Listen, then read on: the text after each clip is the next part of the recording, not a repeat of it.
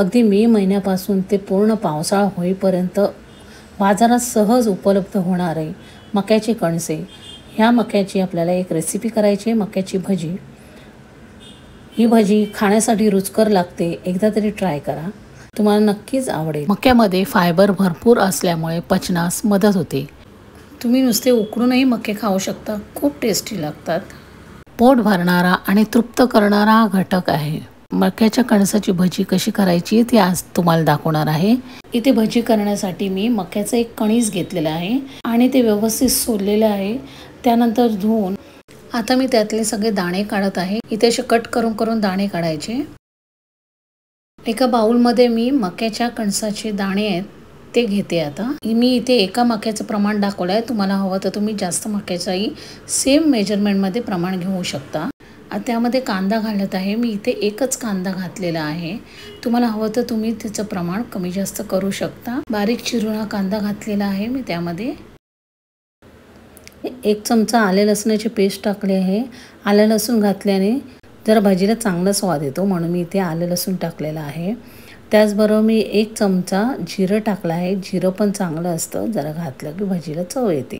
त्यानंतर त्यामध्ये मी पाव चमचा हळद टाकत आहे, पाव चमचा मी लाल तिखट टाकलेला आहे, पाव चमचा गरम मसाला टाकलेला आहे, पाव चमचा मीठ टाकलेला आहे, अगदी थोडीशी कोथिंबीर मी टाकलेली आहे, तुम्हाला हवी तर तुम्ही जास्त टाकू शकता। आणि आता मिश्रण पहिलं मी एकजीव करून घेते आहे, म्हणजे थोडंसं त्याला पाणी सुटेल।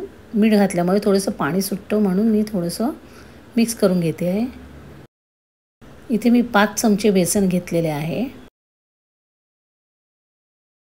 भजीसाठी थोडं थोडं पाणी घालून मी इथे भजीचं बॅटर तयार करते आहे। पहिला आधी मिक्स करून बघायचं की बॅटर किती झाले आहे, थिक झालं आहे की नाही। भजीसाठी जेवढं उपयोगी आहे तेवढं बॅटर घेतलेलं आहे।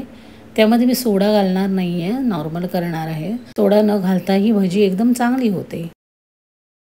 आता कढईमध्ये तेल तापत ठेवायचं आहे, जरा भजीसाठी थोडं जास्तच तेल तापायला लागतं। आता तेल तापलेलं आहे, आपल्याला छोट्या छोट्या भाज्या काढून सोडायच्या आहेत। त्यामध्ये मीडियम आचेवर आपल्याला भाज्या तळून घ्यायच्या आहेत। एकदम गॅस मोठाही नाही करायचा, बारीकही नाही करायचा।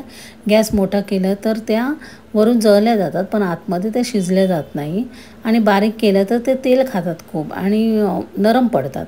त्यामुळे आपल्याला हवं तसे ह्या छोट्या आकाराच्या पण मध्यम आचेवर ह्या भाज्या काढून आपल्याला भाजून घ्यायच्या आहेत। आता एक साईड झाली, दुसऱ्या साईडला परतून घ्यायचे आहे। 3 ते 4 वेळा परतून आपल्याला भजी काढून घ्यायची आहे। सोडा न घालताही भज्या एकदम फुगलेल्या आहेत, त्यामुळे यामध्ये सोड्याचा वापर करायचाच नाही आहे, नॉर्मल भजी काढून घ्यायचे आहेत। भजीचा कलर एकदम चेंज झालेला आहे, जोपर्यंत असा कलर येत नाही तोपर्यंत भज्या ढवळतच राहायच्या आहेत। एकदम परफेक्ट भजी झालेली आहे। आता पण या भज्या काढून घेऊया आणि इतर भज्याही आपल्याला त्याचप्रमाणे करायला लागतील। बाकीच्या भाज्याही आपण त्यामध्ये घालून व्यवस्थित भज्या करून घ्यायच्या आहेत। छोट्या छोट्या गोळ्या करायच्या, मग पटकन शिजले जातात। आणि काय काय वेळेला काय होतं, मका आहे ना तेलामध्ये घातल्यावर तो फुटला जातो, पण ह्या भज्या अशा पद्धतीने केल्यात, ह्याच प्रमाणात केलात तर त्या अजिबात फुटल्या जाणार नाहीत। मी तोडून दाखवते, हे बघा आतला भाग आहे ना पूर्णपणे शिजला गेला आहे, परफेक्ट झालेली आहे भजी। तयार आहे मक्याची भजी। खाण्यासाठी उपयुक्त आणि रुचकर लागणारी ही भजी एकदा नक्की ट्राय करा। ही रेसिपी आवडली तर रेसिपीला लाईक करा, चॅनलला सबस्क्राईब करा।